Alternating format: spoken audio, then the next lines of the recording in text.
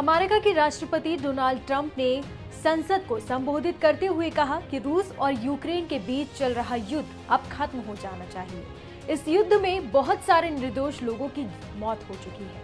Ukraine के राष्ट्रपति Vladimir Zelensky ने भी अपने एक पत्र में इस बात का जिक्र किया है। ट्रंप ने ये बात अमेरिका के राष्ट्रपति के रूप में दूसरी बार चुने जाने के बाद पहली बार संसद को संबोधित करते हुए कही।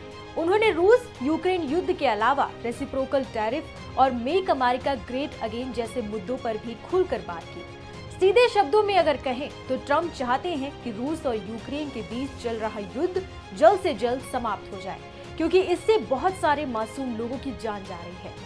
अब आपको बताते हैं कि जेलेंस्की की ट्रंप को लिखी चिट्ठी में क्या कुछ खास है।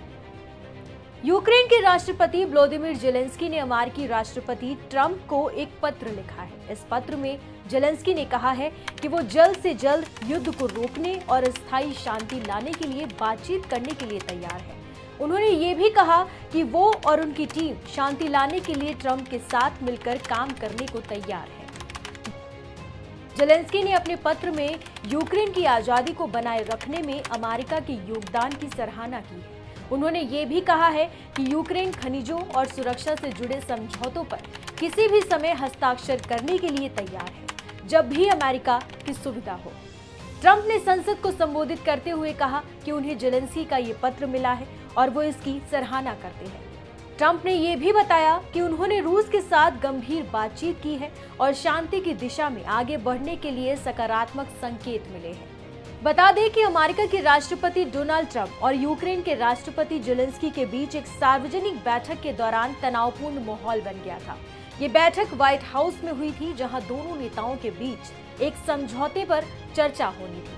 हालांकि बातचीत के दौरान सुरक्षा के मुद्दे पर विवाद हो गया, जिसके बाद ट्रंप ने बातचीत बीच में ही रोक दी और जेलेंस्की को व्हाइट हाउस छोड़ने के लिए ये कह दिया।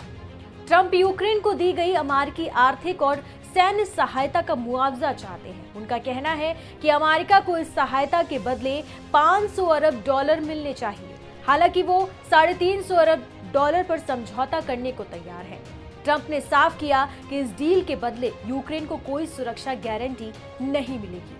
हालांकि ये पत्र अमेरिका द्वारा यूक्रेन को रोकी गई सैन्य मदद के एक दिन बाद लिखा गया है।